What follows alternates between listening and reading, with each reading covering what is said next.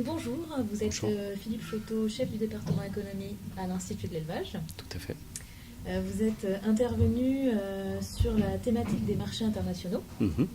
Et lors de votre conclusion, vous avez parlé notamment de la volatilité. Est-ce que vous pouvez développer sur ce point-là? La volatilité, elle a beaucoup d'aspects. Quand on parle de produits agricoles, ce à quoi on pense en premier, c'est la volatilité des prix.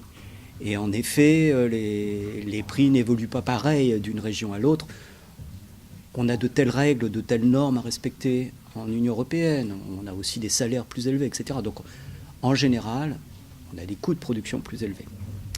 Mais le problème, si on fait des accords pour importer davantage de produits agricoles, de zones plus compétitives, ça veut dire qu'on va subir leur propre volatilité des prix. Volatilité des prix, mais aussi volatilité des taux de change monétaires, sur lequel beaucoup de pays jouent en ce moment. On parle de guerre monétaire, hein, et les États-Unis ne sont pas les derniers à en jouer actuellement.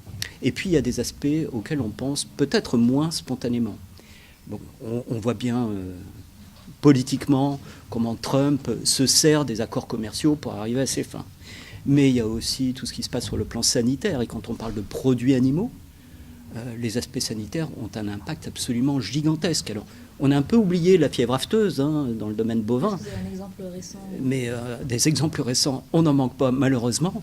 Il y a eu la grippe aviaire, il y a la peste porcine africaine qui est en train de se répandre en Europe de l'Est, mais aussi en Chine par exemple, qui peut avoir des impacts absolument majeurs.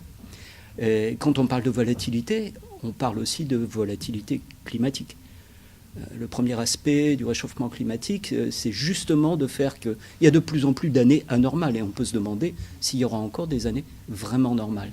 Et tout ça a un impact sur les volumes qui vont être produits là ou ailleurs, les conditions de production, les prix des fourrages. Enfin, ça a vraiment des aspects absolument majeurs. Et si on sait très bien qu'une agriculture, et en particulier les productions animales, si elles ne sont pas un minimum assurées vis-à-vis de cette volatilité, c'est très difficile d'avoir des perspectives à long terme.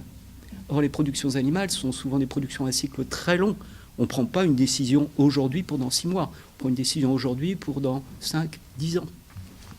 Et ça, c'est vraiment un souci. D'où la nécessité aussi, pour rebondir, ce qui sera le sujet suivant, c'est sur une politique agricole commune rénovée. Vraiment.